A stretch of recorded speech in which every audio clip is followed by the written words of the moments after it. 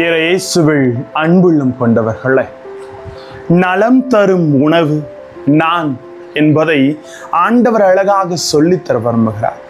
அந்த நலனை பெற்று அந்த நலன் தரும் உணவை உட்கொள்ளுகிற நீங்கள் வாழ்வு அடைகிறீர்கள், அந்த வாழ்வில் நிலைத்திருக்க முயற்சி செய்யுங்கள் என்ற மேன்மை இன்றைய வார்த்தை வழியாக உணர்த்த விரும்புகிறார்.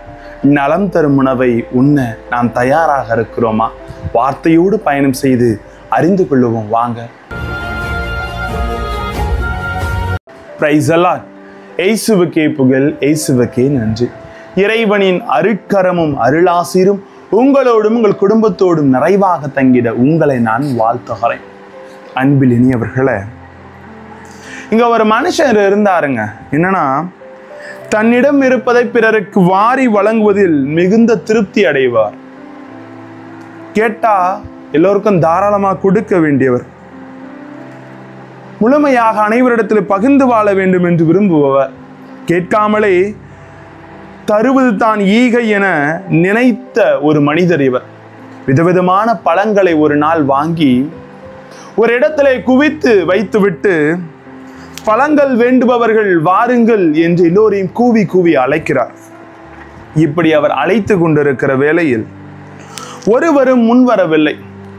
அவங்களுக்கு என்னன்னா, இதில் எதனாவது சூழ்ச்சி இருக்குமோ, இந்த பழம் சும்மா ஏன் தரார், இலவசமா ஏன் தரார், சுவையா இருக்காதோ, இதை வாங்கி சாப்பிட்டா நம்ம இறந்துருவோமோ, விஷத்தன்மை உள்ள பழமோ என்று கூடி கூடி பேசி விலகி செல்கிறது கூட்டம். மாலையில் கோபத்துல மனுஷன் பழங்கெல்லாம் தூக்கி ஓரம் போட்டு போயிட்டார். ஆனால் ஓரம் விழுந்து கிடந்த பழங்களை மக்கள் எடுத்து சென்று பயன்படுத்துகிறார்கள்.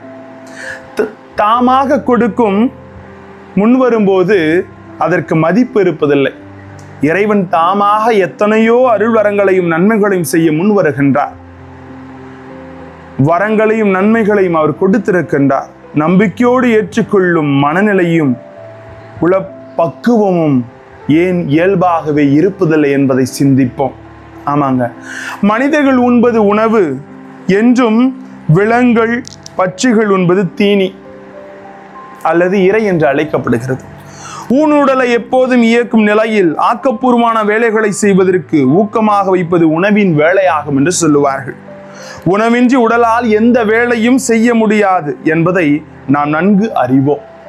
இந்த ஊன் உணவிற்கு அப்பாற்பட்டு இன்னொரு உணவு ஒன்று இருக்கிறது என்பதை தான் நற்செய்தியில் ஆண்டவர் சொல்லுகிறார்.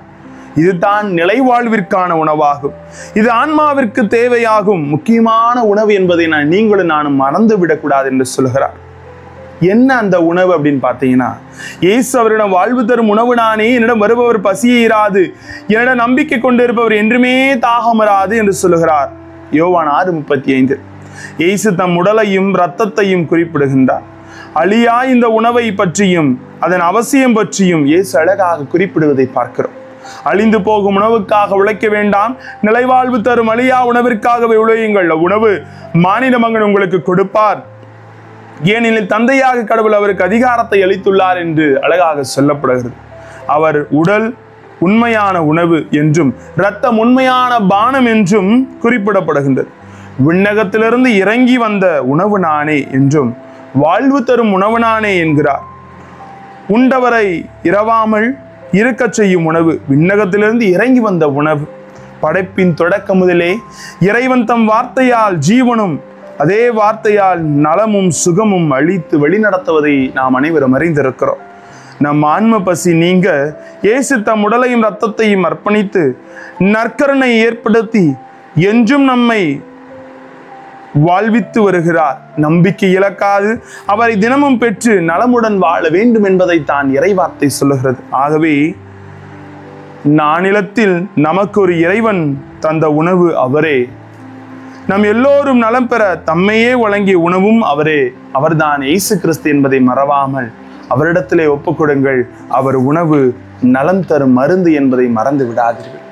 ஜெபிப்போமா. அன்பு இறைவா, நலம் தரும் உமது திருவுடலான உணவை நாங்கள் உட்கொள்கிறோம். வார்த்தை உணவை நாங்கள் செவிமெடுத்து கேட்கவும், உமது உடலை உட்கொண்டு எந்நாளும் நிலைத்திருக்கவும், குடும்பங்கள் எந்நாளும் ஆசீர்வாதம் பெற்று வாழ எங்களோடு தங்கும் ஆண்டவரே. Praise the Lord.